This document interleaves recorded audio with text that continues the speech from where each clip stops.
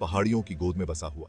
यहाँ समय धीरे धीरे चलता था, मौसम और पुरानी परंपराओं के हिसाब से। कहानियां पीढ़ी दर पीढ़ी चली आ रही थीं, गांव की जीवन रेखा थी।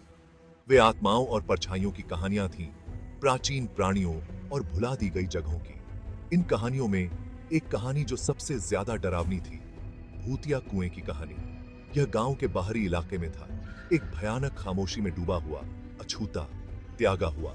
गांव वाले अजीब रोशनी, भयानक आवाजें और एक ऐसी मौजूदगी के बारे में फुसफुसाते थे जो गहराई से देखती थी। कुआं डर का प्रेत था, उन अनदेखी ताकतों की याद दिलाता था जो उनकी दुनिया की सतह के नीचे छिपी हुई थी। यह एक ऐसी जगह थी जहां जिज्ञासा आतंक का कारण बन सकती थी और जहां जीने वाले जाने की हिम्मत नहीं करते थे। कुआं प्राचीन था, उसके पत्थर समय और उपेक्षा से चिकने हो गए थे। बेलें कंकाल की उंगलियों की तरह कुएं के किनारों पर पहुंच गई थीं, मानो उसे वापस धरती में खींचने की कोशिश कर रही हो। उसके चारों ओर की हवा भारी थी, जंगली चमेली की खुशबू और डर की धातुई गंध से भरी हुई थी। कुएं का पानी, जो कभी गांव के लिए जीवन का स्रोत था, अब श्रापित बताया जाता था। ऐसा कहा जाता था कि यह उस अंधेरे को दर्शाता है जिसने कुएं को अपनी चपेट में ले लिया था।